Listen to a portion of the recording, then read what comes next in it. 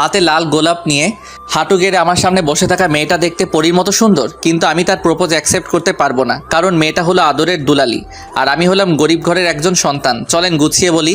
সকালবেলায় গোসল করে বাহিরে আসতেই শুনলাম ফোনটা বাজতেছে, তাই তাকিয়ে দেখি মায়া। সাথে সাথে রিসিভ করলাম। ওই, তোর এতক্ষণ লাগে ফোন ধরতে?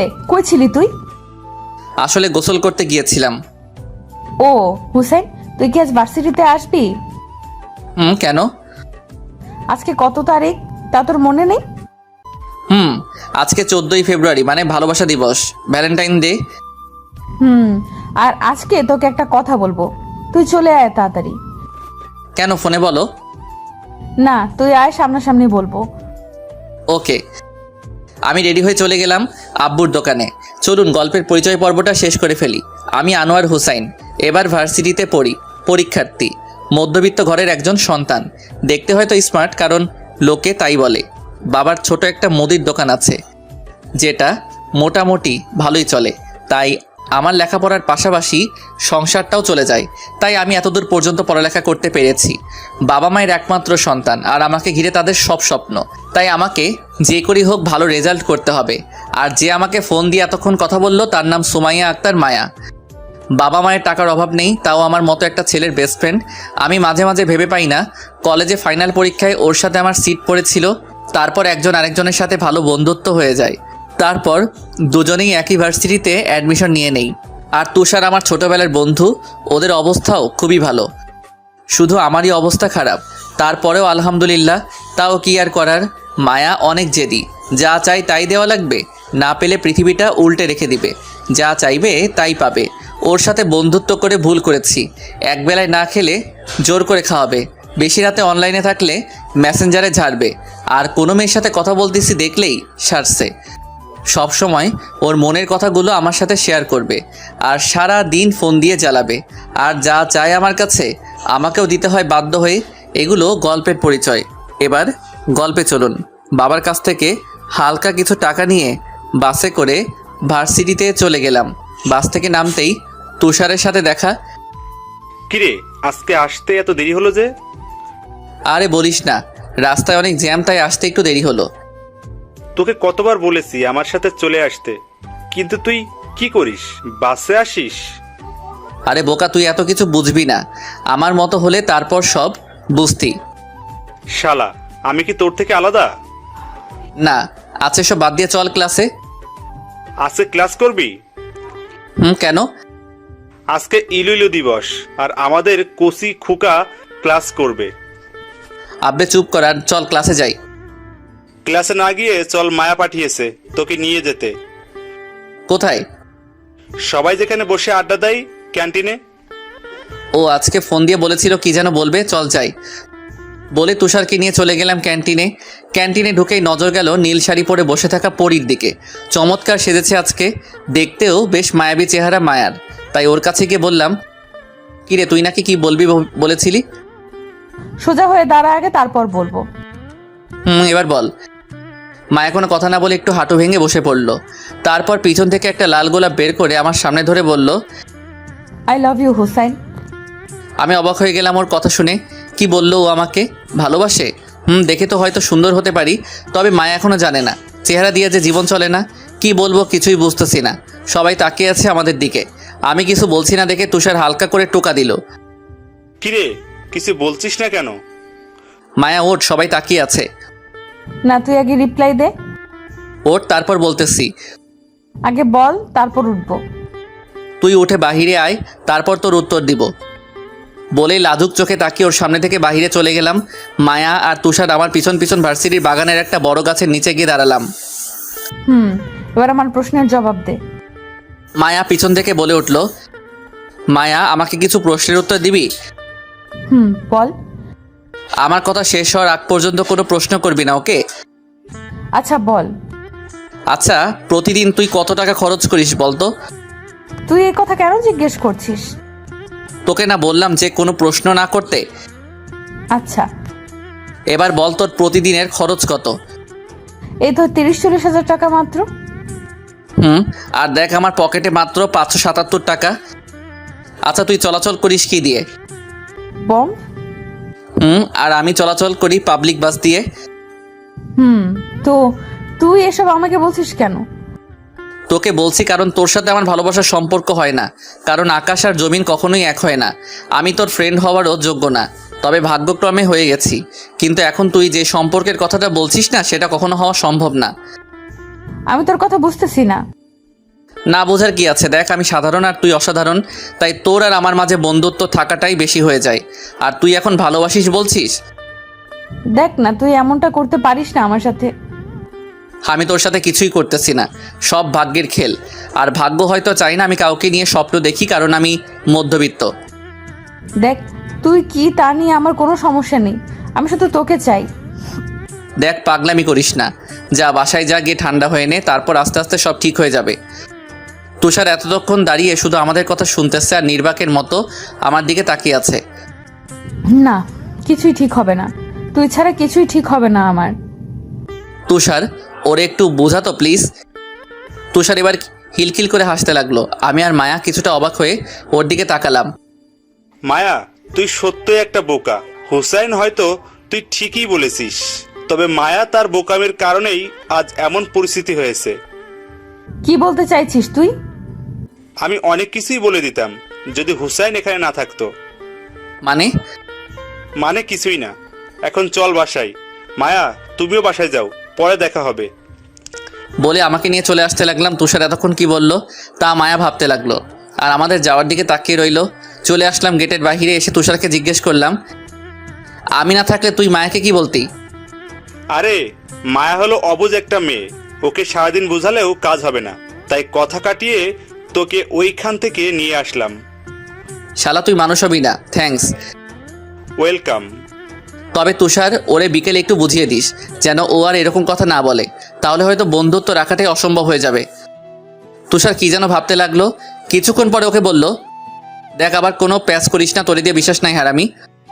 এই চিনলি আমাকে? যা, বিশ্বাস করতে হইব না।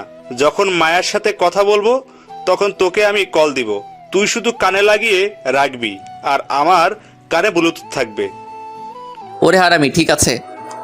তারপর তুষার বাসায় নামিয়ে দিয়ে চলে গেল। আমি গোসল করে খাওয়া দাওয়া করে দুপুরে পরে হালকা একটু ঘুমিয়ে নিলাম। বিকেলে ঘুম থেকে উঠে তুষারকে কল দিলাম। তুষার মায়ের সাথে দেখা করার জন্য যাচ্ছে। পাশের একটা রেস্টুরেন্টে মায়াকে ফোন দিয়ে আসতে বলেছে। আমিও ফোন রেখে বসেছিলাম কখন তুষার কল দিবে। আধা ঘন্টা পরে তুষারের কল আসলো, তাই সাথে সাথে রিসিভ করলাম। হুসাইন, মায়া আসতেছে, তুই শুধু চুপ থাকবি, ওকে? ওকে। হাই। আয় বস। তা এখানে ডাকলি কেন? তুই হুসাইনের ব্যাপারে কি সিরিয়াস? হুম। কি আছে ওর মাঝে যে তুই ওর পেছনে লেগে আছিস? কি আছে জানি না, তবে ওকে ছাড়া আমি শূন্য, এতটুকু জানি। দেখ, ও চাই তুই এই ব্যাপারটা নিয়ে বাড়াবাড়ি করিস না, তাহলে হয়তো ওর সাথে বন্ধুত্বটাও হারাবি। ও বলছে এই কথা? শুন, তুই ওর পরিবেশে কখনো থাকতে পারবি না, তুই ভালো হয় ওর জীবন থেকে সরে দাঁড়া। এই তুষার, তুই তো একটু বোঝ আমাকে, ওকে একটু বোঝা না প্লিজ, তোর পায়ে পড়ি। নিজেকে এখন ফাটা বাঁশের সিপাই পড়ে থাকার মতো লাগতেছে। Please please please. তুষার, তুই ওকে আর একটু বোঝা, না হলে ও আবার এসব ভূত চেপে থাকবে। মায়া, তুই এত পাগলামি করিস কেন? দেখ, ও হলো বস্তির ছেলে, ওর সাথে তোর মতো এত বড় ঘরের মেয়েকে মানায় না। তুই এসব বলছিস কেন? বলতেছি কারণ ও ছোট লোক, ওর সাথে তোর যায় না, তাই তুই ওকে ছেড়ে দে। দেখ, রাগ উঠতেছে আমার, ওকে নিয়ে আর যদি এমন কথা শুনি তাহলে তোকে লাথি মারবো বলে দিলাম। ওকে, তুই যেটা ভালো বুঝিস কর, পরে আমাকে বলবি না। ওকে, তুই থাক, আমি গেলাম। তার তুষার মায়াকে আঙ্গুল দিয়ে দেখালো, বোঝালো চুপ হয়ে থাকতে। মায়াও কিছু বুঝতে না পেরে চুপ হয়ে বসে রইল। তারপর তুষার আমাকে বলতে লাগলো, হুসাইন, সবই তো শুনলি, আচ্ছা তুই ভেবে দেখ কি করবি। ওকে, রাখি তাহলে। আর ওইদিকে তুষার কান থেকে ব্লুটুথ খুলে টেবিলে রাখলো। তারপর মায়াকে বলল, এবার বুঝলি কেন এতক্ষণ হুসাইনকে পচাইতেছিলাম? ও কি এতক্ষণ সব শুনেছে? হুম।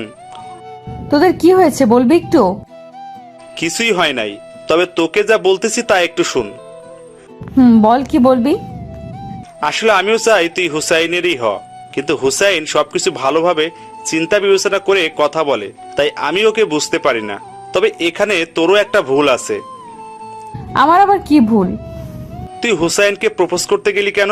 ওকে আগে নিজে জালে ফাঁসিয়ে তারপর না হয় প্রপোজ করতি, বলদি কোথাকার।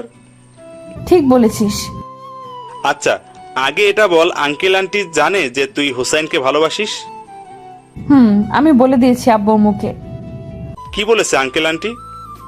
ওনারা বলেছে আমি যাকেই পছন্দ করি ওনারা তাকেই মেনে নিবে, আর হুসেনকে তো ওনারা আরো আগেই মেনে নেবে। ওকে, তাহলে তুই এর পিছনে লেগে থাক, আমি বাকিটা দেখতেছি। ওকে প্লিজ, ওকে একটু বুঝিয়ে বল যেন রাজি হয়ে যায়, প্লিজ তুষার প্লিজ। আরে বোকা, বললাম না আমি দেখতেছি। ওকে জালে ফেলে হলেও তোর করে দিব, কথা দিলাম। থ্যাঙ্কস। ওয়েলকাম। জানিস ও এমন আচরণ করবে আমি তা ভাবতেও পারিনি। বলেই মায়া কাঁদো কাঁদো মুখ করে ফেললো। মায়া প্লিজ কাঁদিস না, এটা পাবলিক প্লেস, তুই কানাটা থামা।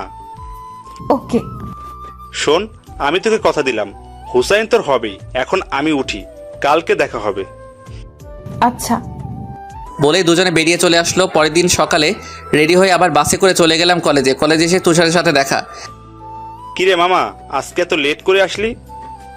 আজকে একটু কাজ ছিল বাসায়, তাই। তা কি ভাবলি আজকে সারা রাত?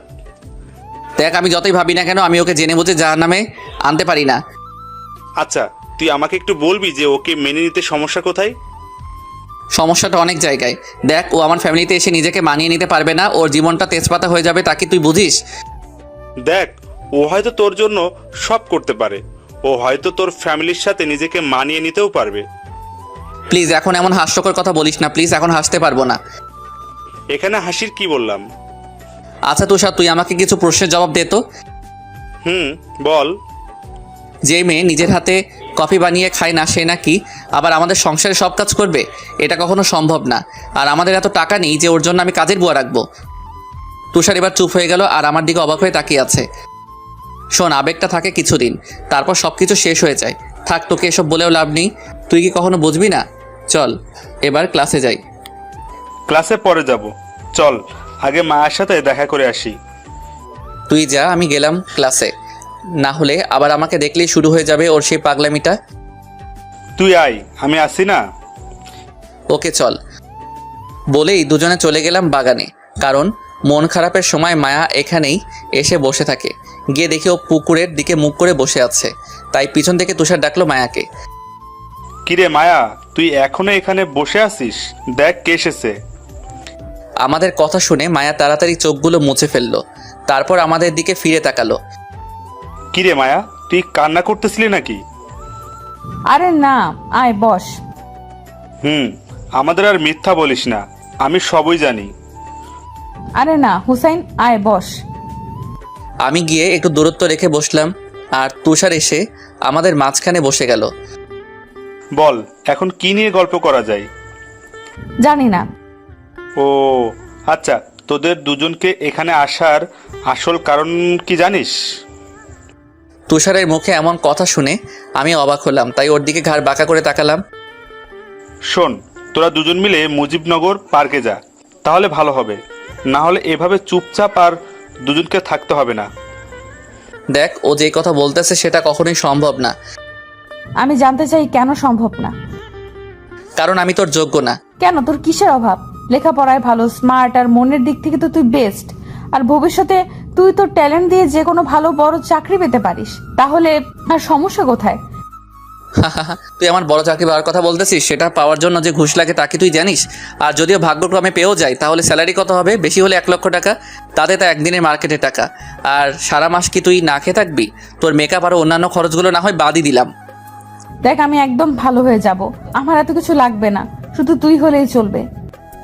দেখ মায়া, আবেগ দিয়ে দুনিয়া চলে না। আমি জানি তুই আবেগের বশে অনেক কিছু করতে পারিস, কিন্তু যখন বাস্তবতার সামনে এসে দাঁড়ায় না তখন আবেগ পালিয়ে যায়। তাই বলছি, পাগলামি করিস না। দেখ, আমাকে এত বোঝাতে আসবি না, আমি তোকে চাই ব্যাস। দেখ, একটু বোঝার চেষ্টা কর। তুই মধ্যবিত্তদের মতো করে বাঁচতে পারবি না। তুই পারবি না শুধু ভাত মাছ আর ডাল দিয়ে বেলা পার করতে। তুই পারবি না 300-400 টাকা হাত খরচ নিয়ে দিন পার করতে। এই হাত খরচ থেকে টাকা বাঁচিয়ে আব্বু আম্মুর জন্য কিছু গিফট দেওয়া। তুই পারবি না 2-3টা শাড়ি দিয়ে মাস পার করতে। তুই পারবি না বাসে সবার সাথে চাপাচাপি করে ভার্সিটিতে আসতে। তুই পারবি না ভোরবেলায় উঠে বাসায় সবার জন্য নাস্তা রেডি করা আর সারাদিন গাধা মতো খাটা। তুই পারবি না সবার মুখের দিকে তাকিয়ে নিজের স্বপ্নগুলো কুরবানি দিতে। তাই বলতেছি, তোর জন্য ভালো হবে তুই নিজের লেভেলের একটা ছেলেকে বিয়ে করে নিজের সব স্বপ্ন পূরণ কর। লাইফটা আরামে পার করে দিতে পারবি। আর আমাকে বিয়ে করলে তুই জিন্দালাশ হয়ে যাবি। তখন আফসোস হবে, কারণ বাস্তবতা মৃত্যুর চেয়েও কঠিন, যার সামনে তুই এখনো করিসনি। আমি সব করতে পারবো তোর জন্য। এবার রাগটা আমার মাথার উপর উঠে গেল, তাই নিজেকে আর সামলাতে পারলাম না। ঠাস করে একটা চর বসিয়ে দিলাম ওর গালে। মায়া চর খেয়ে অবাক হয়ে গেল। আর এতক্ষণ আমাদের কথা শুনতেছিল। তুষারও চমকে উঠল। ওই পাগল, তোকে বোঝাই, তোর মাথায় ঢুকে না যে আবেগ দিয়ে সব হয় না। বাস্তবতায় নিজেকে সামলাতে পারবি না তুই। যা বলতেছি তাই কর। মায়ার চোখ দিয়ে সমানে পানি পড়তে লাগলো। আর তখনই তুষার সেখান থেকে আমাকে টেনে নিয়ে আসলো আর মায়াকে বলল, মায়া তুই দাঁড়া, আমি আসতেছি। তুষার বলে আমাকে বাহিরে নিয়ে আসলো। ছাড় আমাকে, পাগলাটাকে বুঝাই, এক ফোঁটা যদি বুঝতো। নিজেকে শেষ করার ফোন দিয়ে আটতেছো, আর কিছুই না। আচ্ছা তুই ঠান্ডা হ, আমি দেখতেছি কি করা যায়। বোঝা ওকে, না হলে পরে ওর গলা টিপে মেরে ফেলবো বলে দিলাম। এই তুই গাড়িতে বস, আমি মায়া বুঝিয়ে আসতেছি। বলেই তুষার চলে গেল ভিতরে। ভিতরে গিয়ে তুষার দেখলো মায়া এখনো কাঁদতেছে। মায়া কাঁদিস না। দেখলি তো ও কেমনটা করলো। কি হয় আমাকে একটু ভালোবাসলে? দোষ তোর না, দোষ হলো সুমায়ার। মায়া এবার কান্না থামিয়ে তুষারের দিকে তাকালো। সুমাইয়া কে? হুসাইন তোকে কখনো সুমায়ের কথা বলেনি? না, কে সুমাইয়া? তাহলে শোন, আমরা দুজন তখন ক্লাস 10-এ পড়তাম। হুসাইন ক্লাসের ভালো ছাত্র ছিল এবং খুব ভালো গল্প লিখতো। অনেক মেয়ে গল্প পড়ে প্রেমে পড়ে যাইতো। তার মধ্যে হঠাৎ একটি আইডি থেকে SMS আসে হুসাইনের গল্প লেখা পেজে। কি ছিল সেই SMS এ? তুই চুপ করে শুন, কোনো কথা বলবি না। বল। হুসাইন প্রতি গল্পের শুরুতে লিখে দিত, অনুমতি ছাড়া কপি করা নিষিদ্ধ। তাই সুমায়া SMS দেয়, লেখক সাহেব, আপনার একটি গল্প কপি করব, যদি অনুমতি দেন। অবশ্যই গল্প কপি করতে পারেন, কিন্তু কিছু শর্ত আছে। কি শর্ত বলেন? প্রথমত, লেখকের জায়গায় আমার নাম এবং শেষে পেজ লিঙ্ক দিতে হবে। আচ্ছা।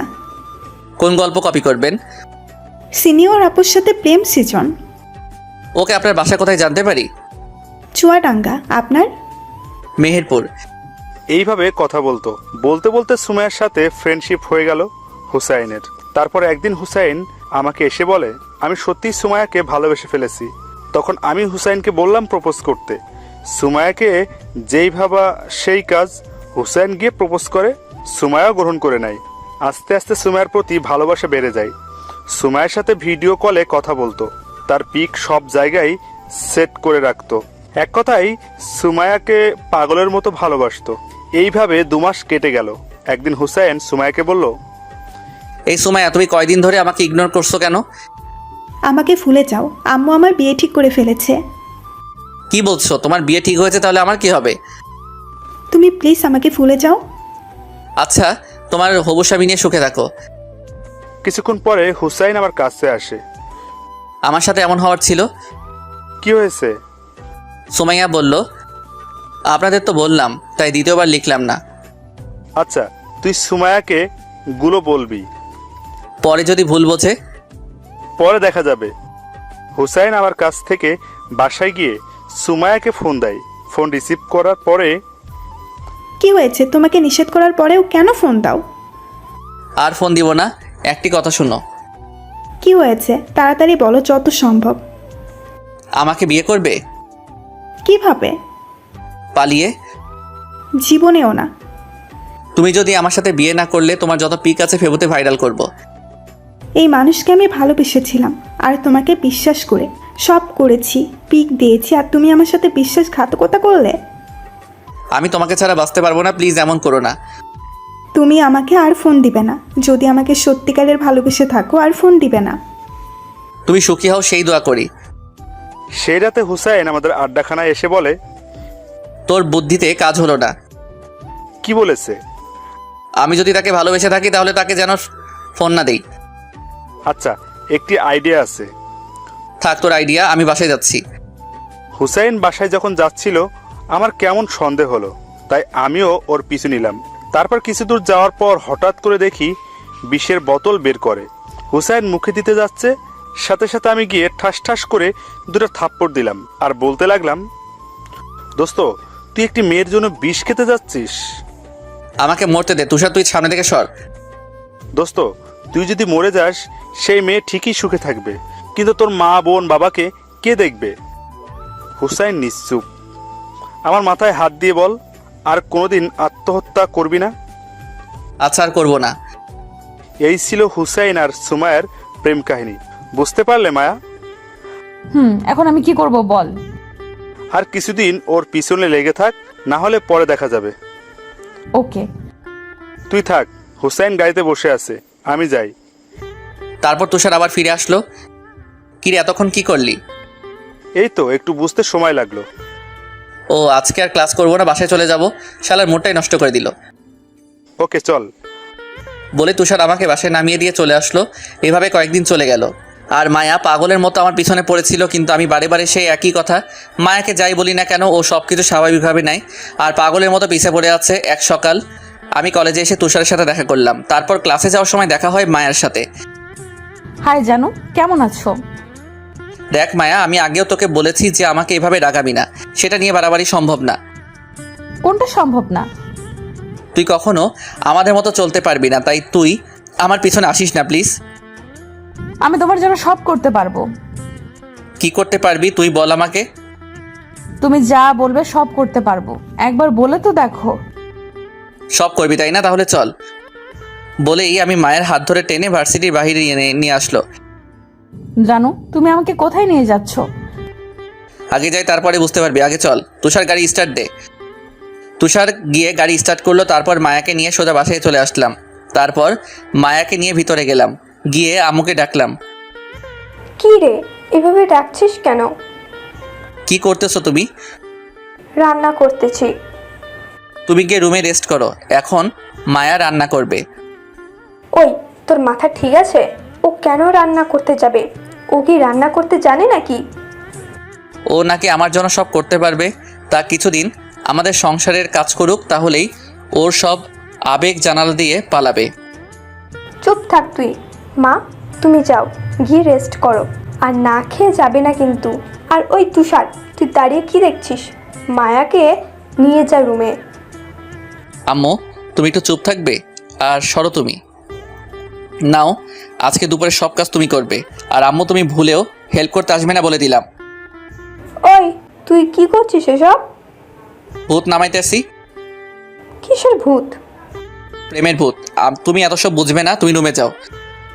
আবার মায়ের এখানে চলে আসলাম। কি হলো, রান্না করো। মায়া আমার দিকে ফেলফেল করে তাকিয়ে আছে। কি হলো, রান্না করো। সব না করতে পারবি? তাহলে কর আজ থেকে আমাদের সংসারের সব কাজ। মায়া আবার কান্না শুরু করলো, তাই আমি তুষারকে নিয়ে টিভি দেখতে বসে গেলাম। আর দুজনে হাসতে লাগলাম। কিছুক্ষণ পর মায়া আসলো। খাবার রেডি, চলো খাবে। আমি কিছুটা অবাক হলাম, তাও ওকে বুঝতে না দিয়ে বললাম, খাবার রেডি করো, আমরা আসতেছি। ওকে জানু। রাগী মুখ নিয়ে রুমে গেলাম। গিয়ে তুষার আর আমি ফ্রেশ হলাম। তারপর আম্মুকে ফ্রেশ হতে বললাম। আব্বু চলে আসলো। তারপর সবাই মিলে খেতে বসলাম। খাবার মুখে দিয়ে অবাক হয়ে গেলাম, ভালোই রান্না করছে। সবাই দেখলাম খাবারের প্রশংসা করতেছে, আর সেই প্রশংসাগুলো আমার গায়ে কাটা হয়ে বিঁধতেছিল। তাই খাবার রেখে উঠে চলে গেলাম। গিয়ে ফোন টিপতে লাগলাম। কিছুক্ষণ পর হঠাৎ রুমে কেউ আসার আওয়াজ পেলাম। তাকিয়ে দেখি মায়া হাতে খাবারের প্লেট। কি হলো, না খেয়ে চলে আসলে কেন? খেতে মন চাইতেছে না তাই। ওলে আমার পিচ্চি বড়টা বলে কি, বুঝ আমার হাতে খাবে বলে এইভাবে না খেয়ে চলে এসেছে। ওই ঢংটা একটু কম করবি। আচ্ছা নাও, এবার লক্ষ্মী ছেলের মতো খেয়ে নাও। মুখের সামনে লোকমা ধরে বলল, না তুই খা, তোর খাবার আমি খাবো না। প্লিজ খেয়ে নাও। না বললাম না? প্লিজ জানো, প্লিজ। খাবারের উপর রাগ করে থাকতে নেই। আমার খিদে নেই। প্লিজ খেয়ে নাও। না বললাম তো। তারপর মায়া যা করলো তাতে আমি পুরো অবাক হয়ে গেলাম। মায়া আমার গালে চড় বসিয়ে দিল। বলছি খা। বলেই মুখে ভাত পুড়ে দিল। আমি অবাক হয়ে ওর দিকে তাকিয়েছিলাম আর ভাত খেতে লাগলাম। সোজা করে বলতেছি কানে যায় না, এবার বাঁকা করেই ছাড়লি। ভালো করে বললে কথা শুনবি, না হলে রাত্রি মেরে কথা শোনাবো, মনে রাখিস। এসব বলতেছিল আর আমাকে ভাত খাইয়ে দিতে লাগলো, আর আমি শান্ত ছেলের মতো খেতে লাগলাম। হঠাৎ দরজার দিকে নজর যেতে দেখলাম তুষার দাঁড়িয়ে দাঁড়িয়ে হাসতেছে। শালা, এসবের কারণে তুই দায়ী। আমি আবার কি করলাম? তুই এখানে দাঁড়িয়ে কি করতেছিস? এই যে তোর বউ তোকে খাইয়ে দিতেছে, সেটা দেখতেছিলাম। ওই আমি বিয়ে করলাম কবে? তা তো জানি না, তবে এত আদর করে বউ আর মা বাদে কে খাওয়ায় বল? তুই গেলি না, এখন গ্লাস দিয়ে মারবো।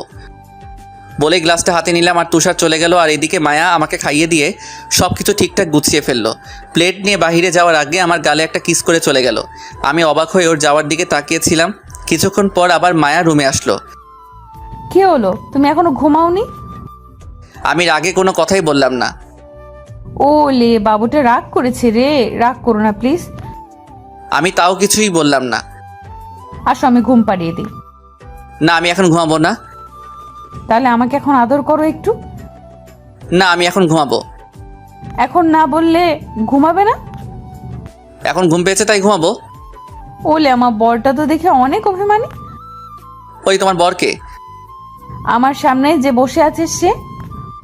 আমি কারো বর না, আমি এখনো বিয়ে করিনি, তাই এই নামই ডাকবি না। ওলে, এত অভিমান আমার বরের? আর কিউট লাগে অভিমান করলে। তা আজকে না আসলে দেখতেই পেতাম না।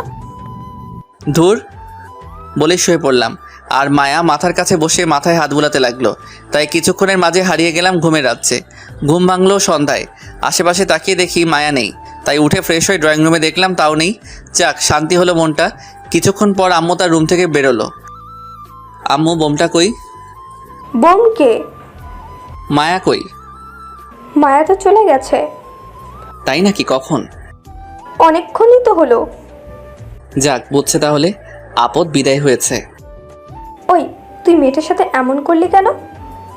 আম্মু, তুমি এত... এখন আবার কে এলো? দেখো গিয়ে। হুম। বলে আম্মুকে দরজা খুলে দিল। দরজা খুলতে আমি চমকে গেলাম। মায়া এসেছে, তাও হাতে ব্যাগ আর টেডি বিয়ার নিয়ে। মনে হয় একবারের জন্য চলে এসেছে। আরে মা, আয় আয়। বলেই বাসায় ঢুকে গেল। ওই, তুই আবার আসলি কেন? এটা এখন আমার বাড়ি, আমার যখন মন চায় তখন আসবো, তাতে তোমার কি? এটা তো আমার বাড়ি, তোর হলো কবে থেকে? যা তোমার তাই তো আমার, কারণ তুমিই তো আমার স্বামী। দেখ মায়া, তুই কিন্তু বাড়াবাড়ি করছিস। তুই চুপ থাক। ওকে, আমিও দেখবো তুই এখানে কিভাবে থাকিস। ওকে। আমি রাগ করে বেরিয়ে গেলাম বাসা থেকে। ফোন দিলাম তুষারকে। কি রে, তুই কই? বাসায় কেন? এখনই মুজিবনগর পার্কে আয়, কথা আছে। কিছুক্ষণের মধ্যেই তুষার চলে আসলো। তারপর ওকে সব খুলে বললাম। তো এখন কি করবি? আঙ্কেল আন্টির কাছে যাব, ওনাদের বুঝিয়ে বললে ওনারা গিয়ে ওকে নিয়ে আসবে। ওকে, যেমন তোর ইচ্ছা। চল, এখনই যাব। এখন? চল। ওকে। বলেই দুজনে চলে গেলাম মায়াদের বাসায়। আঙ্কেল কেমন আছেন? ভালোই। তা তোমার কি খবর? এতই তো ভালোই, তবে আপনার সাথে আমার কথা আছে। কি কথা বলো? আঙ্কেল, মায়া এসব কি শুরু করেছে? আর আপনারাও ওকে কিছুই বলতেছেন না? তুমি জানো না ও কি রকম? ওর বোঝানোর মতো কেউ আছে নাকি? অন্য ব্যাপারে হলে ওকে ছিল, কিন্তু এটা তো ওর লাইফের প্রশ্ন। এখন না বললে কি হবে? ও যা করতেছে তাতে ভুল কি? আপনিও এই কথাই বলতেছেন? দেখো, আমার মেয়ের ভালো সে নিজেই বুঝে, তাই এখানে আর আমরা কি বলবো? তাই বলে মেনে নাও মায়াকে, আমরা আমাদের সব সম্পত্তি তোমার নামে লিখে দিব। তুষার ওঠ, বুঝে গেছি কামারের দোকানে কোরআন পড়ে লাভ নেই। বলে চলে আসলাম সেখান থেকে। তারপর আবার সেই পার্কে এসে বসলাম। আচ্ছা রে, তুই কি বলতো, মেনে নে মায়াকে। আরে তুই একই কথা বলতেছিস? কি সমস্যা বল আমাকে। আরে আবেগ পরে এসব করতেছে, কিছুদিন পর শেষ হয়ে গেলে তখন সব সমস্যা শুরু হবে। এসব কিছুই হবে না, ও তোকে মন থেকে ভালোবাসে। না, এটা ওর আবেগই। তুই দেখতে থাক, আরো কিছুদিন পার হলে দেখবি ওর সব কিছু শেষ হয়ে গেছে। ওকে দেখ তুই, তবে আমি শিওর ও তোর জন্য সব করবে আর তোকে পেয়েই ছাড়বে। তোরও মাথা নষ্ট হয়ে গেছে, এখন চল বাসায়। বলেই তুষার আমাকে বাসায় নামিয়ে দিয়ে সে চলে গেল। আসতে এত লেট হলো যে? এমনি। আর তুই এখনো এই বাড়িতে কি করছিস? এমনি। আমার উত্তর আমাকে রিপ্লে করছিস? ভালো। এখন তাড়াতাড়ি এসে ফ্রেশ হয়ে নাও। খাবে? না, আমার খিদে নেই। খেতে আয় বলছি। আসতেছি। আর দেখি মায়া হাসতেছে। কিছু না বলে চলে গেলাম ভেতরে। আমি বুঝি না ওর পাগলামিতে সবাই এইভাবে সাই দিতেছে কেন। ওরা পাগল না, আমি পাগল, এটাই বুঝতেছি না। এসব ভাবতে ভাবতে ফ্রেশ হয়ে আসলাম। মায়া রুমে আসলো, এসে আমার পাশে বসে পড়লো। কি সাহেব, আজকে এত কিউট লাগতেছে কেন আপনাকে? পাম দিস না প্লিজ। সত্যি বলতেছি, সত্যি আজকে মাশাআল্লাহ। সরে বসে এখান থেকে, আমার মাথা ব্যথা করতেছে। তাহলে তুই শুয়ে পড়, আমি তোর মাথায় মলম দিয়ে দিচ্ছি। লাগবে না, তুই যা তাহলেই হবে। ওকে, তবে রাতে পালাবা কই জানো? রাতে পালাবো কেন? কারণ রাতে তুমি আর আমি এক খাটে থাকবো। কি তোর মাথা ঠিক আছে? ঠিক আছে। তাই তো রাতে আমি আমার স্বামীর সাথে এক খাটে থাকবো। মায়া এদিকে আয়। কেন? আয় না প্লিজ। বল। আমার পাশে বসে গেল। মায়া, তুই না লক্ষ্মী মেয়ে, এমন পাগলামি কেন করতেছিস? দেখ, তোকে তোর থেকে বেশি আমি বুঝি, তাই তোর ভালোর জন্যই বলতেছি। একটা ভালো বড়লোক ছেলে দেখে বিয়ে করে সুখের সংসার কর, আর এতে তোর ভালোই হবে। আমি আমার ভালোটা বুঝি, তাই প্লিজ আমাকে জ্ঞান দিতে এসো না প্লিজ, জানো? মায়া, তুই আমার কথাটা রাখ প্লিজ। ওই, তুই গুরুজনদের মতো এইভাবে বলছিস কেন? দেখ, আমি জানি এটা তোর আবেগ, তাই আবেগটা সামলা, আর তুই নিজেও একটু চালাক হ। বোকামি করে পরে জীবনটা শেষ হবে তোর। আমার হবে তাতে তোমার কি? এখন চুপ থাকো, না হলে কিস দিয়ে মুখ অফ করিয়ে দিব, বলে দিলাম। ওকে, কিন্তু আমাকে পাবি না, এটা বলে দিলাম।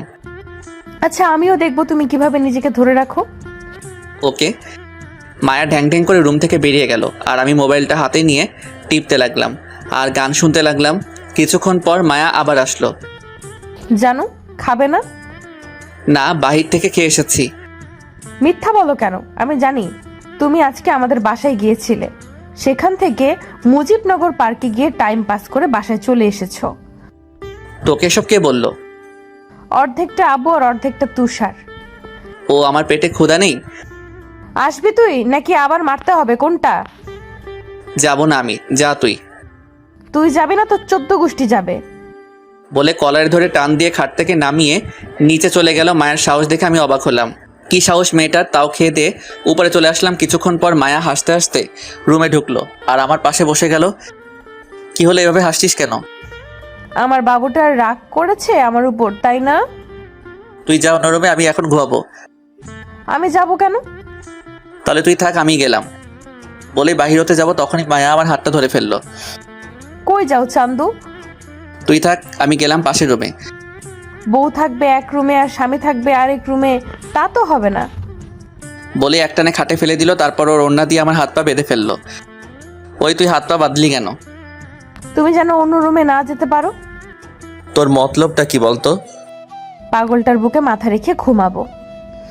ওই, আমি পাগল? তুমি আমার পাগল আর আমি তোমার পাগলি। ছাড় আমাকে, আমি কারোর পাগল হতে পারবো না। আজকে কোনো ছাড়াছাড়ি নেই, একেবারে সকালে ছাড়বো তোমাকে কলিজা। দেখ, পাগলামি করিস না। পাগলামি করে ভালোবাসা হয় না। কিভাবে ভালোবাসতে তা আমি ভালোভাবে জানি। আচ্ছা, আমি অন্য রুমে যাব না, এবার বাঁধনটা খুলে দে। ওয়াদা দে যে বাঁধন খুলে দিলে তুই আমাকে তোর বুকে মাথা রেখে ঘুমাতে দিবি আর অন্য রুমেও যাবি না। আচ্ছা, ওয়াদা দিলাম। আরও একটা ওয়াদা দিতে হবে। কি ওয়াদা? বেশি না, তোর বুকে যখন মাথা রাখবো তখন তুই আমাকে শক্ত করে জড়িয়ে ধরবি। আমি পারবো না। তাহলে আর কি, সারা রাত এভাবেই পড়ে থাক। দেখ, তুই যেটা বলতেছিস সেটা কিন্তু ইসলামের দৃষ্টিতে পাপ। ওরে আমার ইসলামিক জামাই রে, আপনি এত বুঝতে কে বলেছে? দেখ, ছাড় আমাকে। তাহলে আমাকে ওয়াদা দে, যেগুলো বলছি সেগুলো করবি। কখনোই না। তাহলে আমিও সরি। বলেই মায়া আমার বুকে মাথা রেখে শুয়ে গেল। আমিও ঘুমানোর চেষ্টা করতে লাগলাম। কিছুক্ষণ পর ঘুমিয়ে গেলাম। মাঝরাতে সজাগ হয়ে গেলাম। তাকিয়ে দেখি হাতের বাঁধনটা খোলা, আর আমি মায়াকে জড়িয়ে ধরে আছি। তাই তাড়াতাড়ি ওকে ছেড়ে দিলাম আর ওর মায়াবী মুখটা দেখতে লাগলাম। আসলে অনেক মায়াবী ওর মুখটা, কিন্তু এই মুখের হাসিটা সারা জীবন থাকবে না যদি এই বাড়িতে বউ হয়ে আসে। কিন্তু ও তো এটা বুঝতেই চাইতেছে না। পাগল মেয়ে একটা।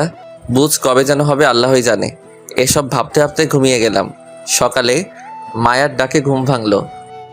কি হলো, ডাকছিস কেন? উঠে চা খেয়ে আমাকে উদ্ধার করেন। খাবো না আমি, আর তুই যা, এখন আমি ঘুমাবো। এই উঠ বলছি, না হলে পানি এনে গায়ে ঢেলে দিব। বাসায় এসে টর্চার শুরু করে দিয়েছিস। আর যদি তোকে বিয়ে করি তাহলে কি করবি আল্লাহ জানে। তাই আর যাই হোক না কেন, তোকে তো আমি বিয়ে করব না। সেটা পরে দেখবো, এখন উঠ তাড়াতাড়ি। উঠতেছি। Good boy. এখন তাড়াতাড়ি করে চা খেয়ে উঠে বাজারে যাও। তুই এভাবে অর্ডার করছিস কেন? কারণ আমি এই বাড়ির বউ, আর তোর কলিজা। আমি মানি না। তুই না মানলে কি হইব, আব্বু আম্মু তো মেনে নিয়েছে, এখন আর কোনো সমস্যা নেই। তোকে নিয়ে সংসার কে করবে? তুই? আমার তো ঠেকা পড়ছে যে তোকে নিয়ে সংসার করতে হবে। দুনিয়াতে আর কোনো মেয়ে নাই। তুই আমাকে নিয়েই সংসার করবি, আর কাউকে নিয়ে স্বপ্ন দেখলে তোকে মারবো প্রথমে, তারপর নিজে মরবো, মনে রাখিস। তোকে দিয়ে সম্ভব? কি সম্ভব? মানুষ মারা তোকে দিয়ে সম্ভব? ওই চুপ করে চা খা আর তাড়াতাড়ি বাজারে যা। বলেই চা খেয়ে ফ্রেশ হয়ে চলে গেলাম বাজারে। বাজার করে বাসায় এসে আম্মুর কাছে ব্যাগ দিয়ে হাত পা ধোয়ার জন্য ওয়াশরুমে যেতেই চমকে গেলাম। মায়া কাপড় ধুইতেছে আর কেমন যেন অগোছালো হয়ে বসে আছে। বন্ধুত্ব থেকে প্রেমের এটাই শেষ নয়। ওকে দেখে আমি আর হাসি থামাতে পারলাম না, তাই হো হো করে হেসে উঠলাম। কি হলো, হাসছিস কেন? তোকে দেখে। কেন? এই যে এত বড় লোকের মেয়ে হয়ে যে কাপড় কাচতেছিস, আর তাও কেমন অগোছালো হয়ে পাগলের মতো। ওই আমি এখন বড় লোকের মেয়ে না? তাহলে তুই কি? আমি হুসাইনের বউ, আর এই বাড়ির লক্ষ্মী বউ। ওরে খোদাই, পাগলের একটু বুঝ দাও। বুঝ আমার আছে, তা তুই এখানে কেন? হাত পা ধুতে এসেছি। সত্যি বলছিস নাকি আমাকে দেখতে চলে এসেছিস? পেতনি দেখার আমার এত শখ নাই, শর্ট তুই। বলেই হাত পা ধুয়ে বাহিরে আসতে যাব, তখনই মায়া টেনে ধরলো পিছন থেকে আর দেয়ালের সাথে চাপিয়ে ধরলো। কি হলো, এভাবে টেনে আছিস কেন? তুই একটু হেসে কথা বললে কি হয়? অনেক কিছুই হয়, ছাড় আমাকে। না, তুই এখন আমাকে একটু আদর করবি, না হলে দেখেছিস তুই এখন কোথায় আছিস। আমি তাকিয়ে দেখি মাথার উপরে ঝর্ণার লাইনটা। তারপর মায়া আবার বলতে লাগলো, ঝর্ণাটা ছাড়লেই দুজনে ভিজে যাব, তাই আদর করা ছাড়া কোনো উপায় তোর কাছে নেই। বলেই মায়া আমার এতটা কাছে চলে এসেছে যে আমাদের মাঝে বিন্দুমাত্র গ্যাপ নেই। দেখ, এটা কিন্তু ঠিক না। इश्क और जंग में सब कुछ जायज है मेरी जान। কি? হিন্দিতে একটা ডায়লগ দিলাম। কি বললি? গানটা কাছে আন, তারপর বলতেছি। এবার বল। বলছি যে প্রেম আর যুদ্ধে সবকিছুই সঠিক। বলেই আমার গালে কানে একটা ছোট্ট করে কামড় দিল। আও। এবার আদর কর, না হলে সারা শরীর কামড়ে দিব। দিচ্ছি, বল কি করতে হবে। তোর যা করতে মন চায়। ওকে। বলে ওর কপালে হালকা করে একটা চুমু এঁকে দিলাম। হয়েছে তো, এবার ছাড়। মায়ার মুখের দিকে তাকিয়ে দেখি ওর মুখ আগুনের মতো লাল হয়ে আছে। বিষয়টা বুঝতেছি। ওই কুত্তা, তোরে আমি কি করতে বলছি আর তুই কি করলি এটা? আদর করছি। এভাবে কেউ বউকে আদর করে? দেখ, তুই আমার বউ না, তাই এর থেকে বেশি আশা করিস না। তাই তো। আমি কে তোর? আমি তো পাগল, তাই সব করতেছি। পাগল না হলে করতাম নাকি এসব? আর তুই তো পাষাণ একটা। মায়া কাঁদো কাঁদো মুখ করে বলল, বাহ, তুই এত তাড়াতাড়ি বুঝে যাবি, আমি আগে কখনো ভাবিনি। বলে ওয়াশরুম থেকে বেরিয়ে গেলাম। আসার সময় মায়ের মুখের দিকে তাকিয়ে দেখলাম ওর মুখ আবারও লাল হয়ে গেছে। তাই বেরিয়ে সোজা চলে গেলাম নাস্তার টেবিলে। নাস্তা করে এসে রুমে ঢুকতেই দেখি মায়া মুখ ফুলিয়ে বসে আছে।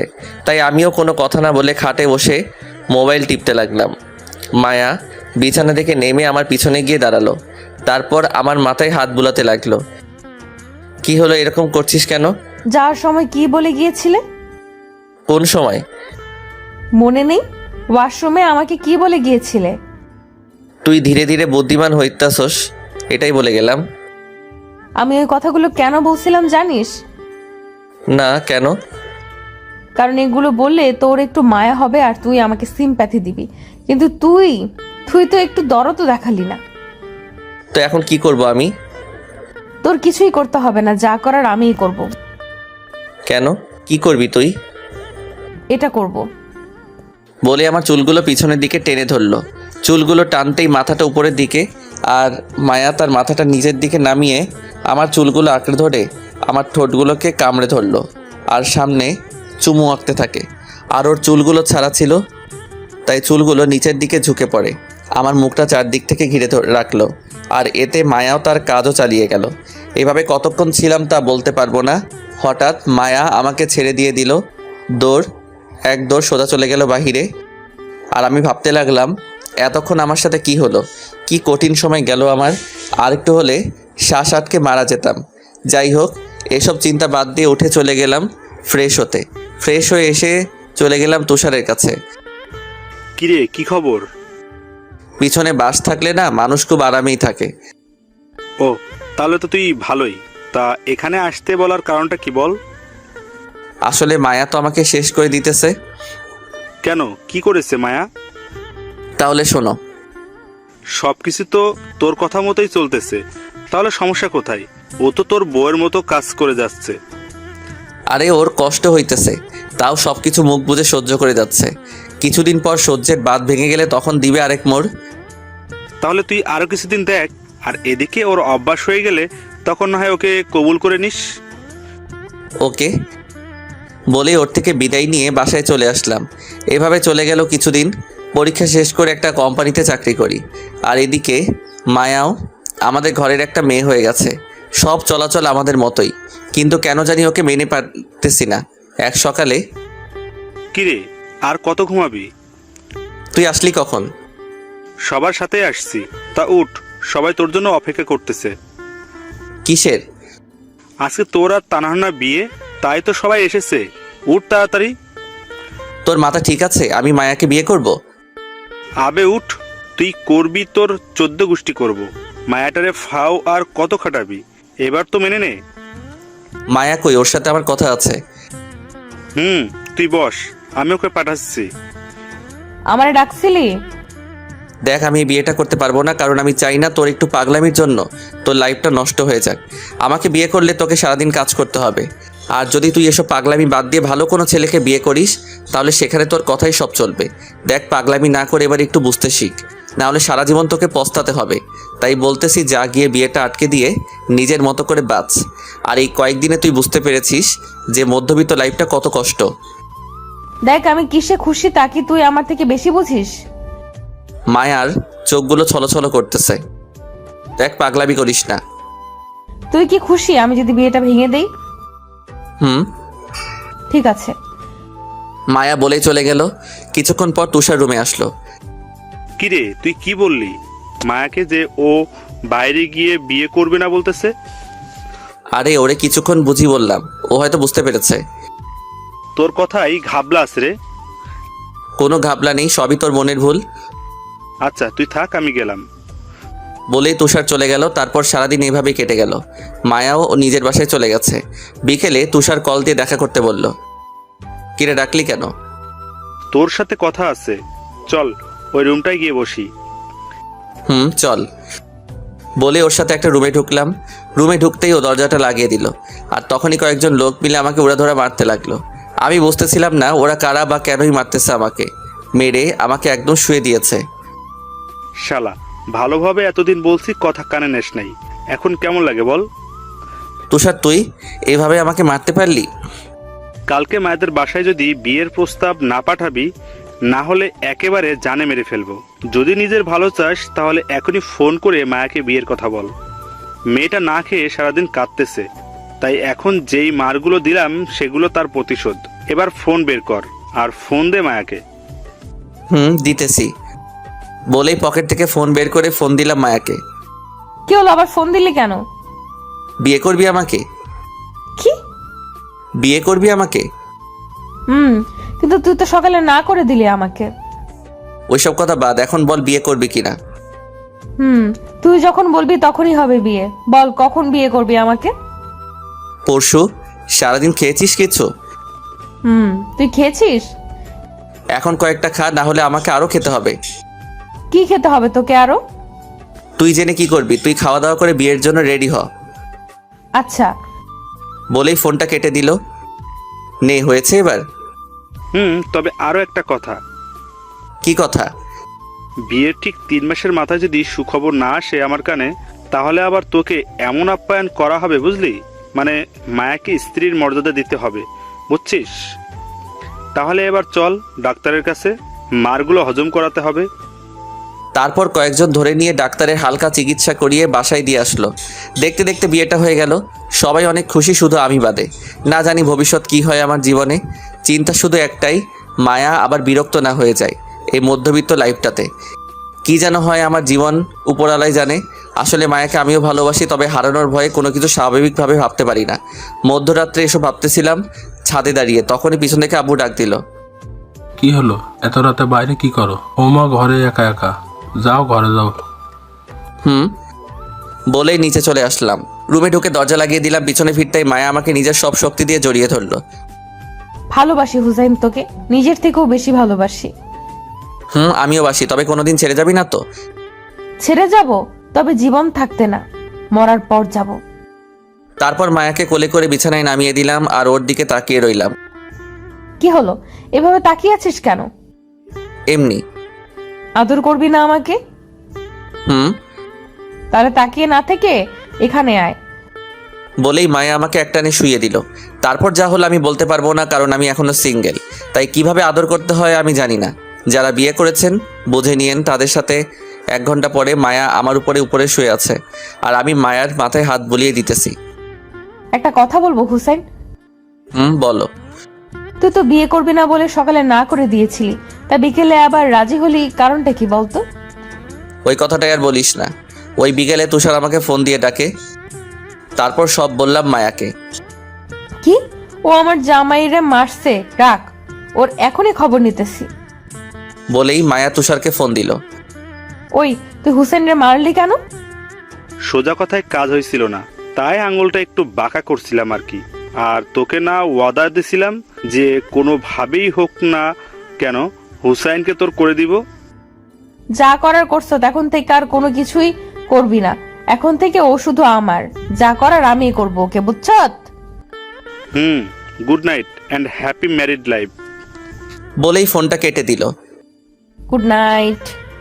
তারপর আমাকে জড়িয়ে ধরে ঘুমিয়ে গেল মায়া। আমিও আস্তে আস্তে হারিয়ে গেলাম ঘুমের রাজ্যে।